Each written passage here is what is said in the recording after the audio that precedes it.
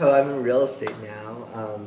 Before that job at JP Morgan I was telling you about, um, I had decided that JP Morgan wasn't a good fit for me and my values, and it didn't make me feel right about the work that I was doing. So at that time I was looking for a different job, and so actually a friend of mine who I work with right now in real estate, she was looking to build her team. She's been in real estate for 11 years. And she said, do you know any good agents that may want to join the team? And at that time I told her, hey, what about me?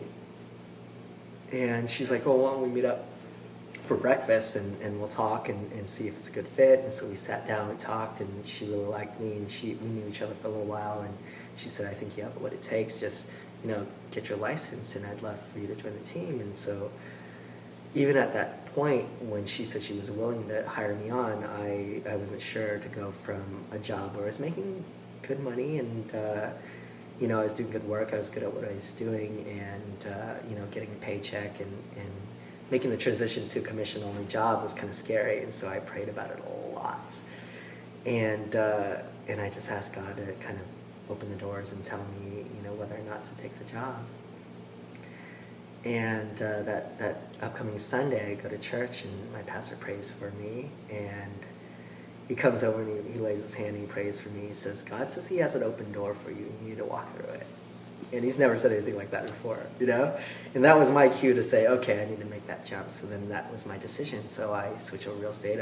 I'm so happy in my job, and I found a lot of early success. And every single deal that goes through, I see God's hand on it. We get offers that get accepted that are not the best offers, and things that happen that shouldn't happen in the favor of my clients.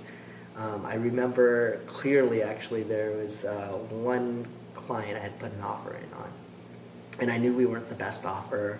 I loved the family, and even the way we found the house was not traditionally the way you would find a home. Like, we were looking at a different house, and they saw a sign for another house just down the street, and we went there. It was perfect. The other family was home. They got all their questions answered. They were wondering what school district it was, and the family there was able to answer all of our questions. And they're like, does the bus run to this house, directly to this house? Because it's kind of off the beaten path. And as soon as they asked that question, like, the bus drops off the kids to the home right in front of the home, and it's like so many things that happen like perfectly. And so I was like, God, I know this is the house for them.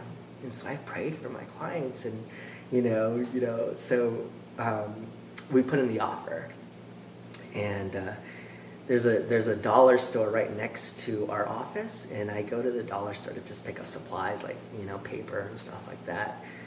And there's this family that's in front of me. They kind of like walk in front of me to get in front, and they start paying for their items. And I just hear the Holy Spirit saying, pay for their items. And I was like, I'm happy to, but I don't want to be rude or insulting. Like, how weird is that? Just have some random person come up and be like, let me pay for your stuff.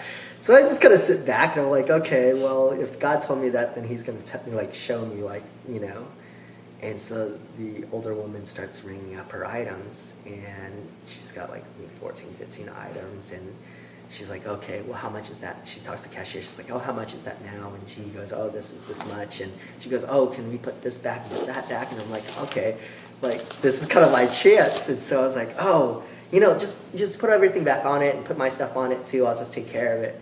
And I didn't want to make a big deal of it. And everybody's shocked. And the cashier's like, that's not something you see every day. And I was like, okay, well, I'll pay. I was like, fine. I didn't want to take any of the, gratitude or thank you for it. I just wanted to do it and be done, And so I paid for their stuff, and I swear, I just felt God's presence so strongly in that moment. How you say your mom talks about this liquid butter, it was like liquid love, just from my head all the way down my toes, just waves and waves and waves of it. And it was just incredible.